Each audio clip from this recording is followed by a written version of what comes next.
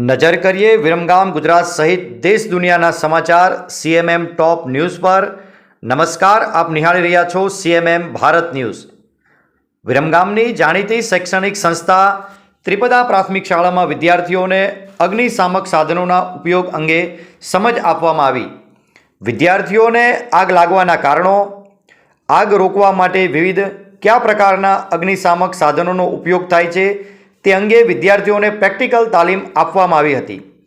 આગ લાગે ત્યારે સાયરન વાગે એટલે કટોકટીની જે સ્થિતિ સર્જાય છે તેની વિદ્યાર્થીઓ સમજ મેળવે અને તે સમયે કયા જરૂરી પગલાં લઈ શકાય, કઈ સાવચેતીઓ રાખી શકાય, અગ્નિશામક ઉપકરણોનો ઉપયોગ કઈ રીતે કરી શકાય તે અંગે વિદ્યાર્થીઓને માહિતગાર કરવામાં આવ્યા। આગ લાગે ત્યારે કટોકટીની પરિસ્થિતિમાં વિદ્યાર્થીઓ શું કરી શકાય તે અંગેની સમજ મેળવી હતી। વિદ્યાર્થીઓને પ્રેક્ટિકલ તાલીમ પણ આપવામાં આવી હતી। અમદાવાદ જિલ્લા વિકાસ અધિકારી વિદેહ ખરેએ દેત્રોદ તાલુકાના વિવિધ ગામોની મુલાકાત લીધી હતી। તાલુકાના હટીપુરા, છનિયાર અને વઘાપુરા ગ્રામ પંચાયતની મુલાકાત લઈ પ્રજાકીય પ્રશ્નોને વાચા આપી હતી। આ ઉપરાંત જિલ્લા વિકાસ અધિકારીએ દેત્રોદ તાલુકાના વહીવટીતંત્ર સાથે વિકાસ કાર્યો અંગે સમીક્ષા બેઠક પણ યોજી હતી।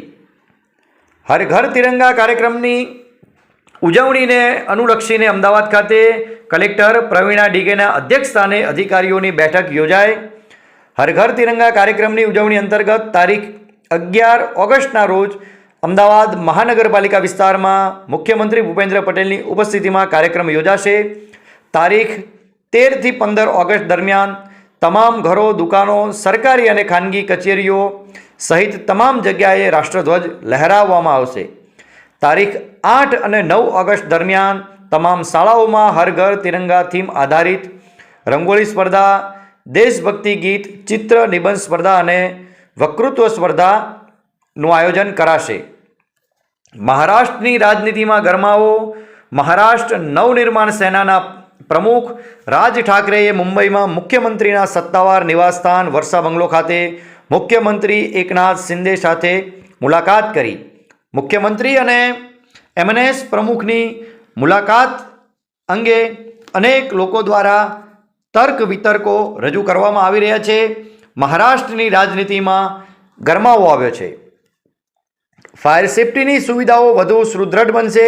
મુખ્યમંત્રી ભૂપેન્દ્ર પટેલે રાજ્યની 54 નગરપાલિકાઓમાં 71 ફાયર વ્હીકલ્સ એન્ડ ઇક્વિપમેન્ટની ખરીદી માટે કુલ 63 કરોડની ગ્રાન્ટ ફાળવવા માટે સૈદ્ધાંતિક અનુમતિ આપી। મુખ્યમંત્રીએ અગ્નિશામન વાહનોમાં જીપીએસ ટ્રેકિંગ સિસ્ટમના ઉપયોગ તથા તેના ડેટાને સીએમ ડેશબોર્ડ સાથે લિંક કરવાના પણ દિશા નિર્દેશ આપ્યા। ભારત સહિત સમગ્ર વિશ્વ ઉપર છવાયા ઝેરીલા વાદળો, નાસાએ જાહેર કર્યો ડરામણો વિડીયો। વિશ્વ ઉપર મંડરાય કાર્બન ડાયોક્સાઇડના ખતરનાક વાદળો, વીજળીના એકમો, ઉદ્યોગો, ટ્રકો અને કારોનો ધુમાડો। ચીન, અમેરિકા, દક્ષિણ એશિયાના દેશો સૌથી વધુ ઉત્સર્જન કરી રહ્યા છે। જંગલોમાં આગને કારણે કાર્બન ડાયોક્સાઇડની માત્રા વધી રહી છે। અંગદાન ક્ષેત્રે ગુજરાતનો ડંકો। ભારતીય અંગદાન દિવસે ભારત સરકારના national organ and tissue transplant organisation દ્વારા ગુજરાત રાજ્યને મળ્યા કુલ 6 એવોર્ડ। નેશનલ ઓર્ગન ડોનેશન ડેના દિવસે દિલ્હી ખાતે સતત બીજા વર્ષે સિવિલ હોસ્પિટલને મળ્યો બેસ્ટ ઓર્ગન રિટ્રાઇવલ હોસ્પિટલનો એવોર્ડ। વિશ્વમાં હાલના સમયમાં કંઈક બનવાની અણી પર છે। હવે યુદ્ધ બંદૂકો, તોપ અને બોમ્બ ગોળા પૂરતું મર્યાદિત નથી। હવે વૈશ્વિક સ્તરે પણ ડિજિટલ યુદ્ધ શરૂ થઈ રહ્યું હોય તેમ લાગી રહ્યું છે। આ દરમિયાન રશિયાએ એક મોટી જાહેરાત કરી છે।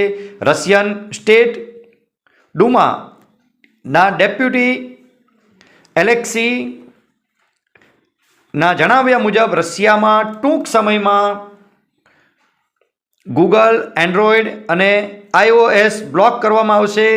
રશિયામાં સરકારી અધિકારીઓ અને અમલદારોને ઘણા સમય પહેલાં આ પ્લેટફોર્મનો ઉપયોગ કરવા પર પ્રતિબંધ મૂકવામાં આવ્યો હતો। હવે પુતિન તેને સમગ્ર દેશમાં લાગુ કરવાની યોજના બનાવી લીધી છે. CMM ભારત ન્યૂઝ સાથે જોડાયેલા રહેવા બદલ આપનો આભાર.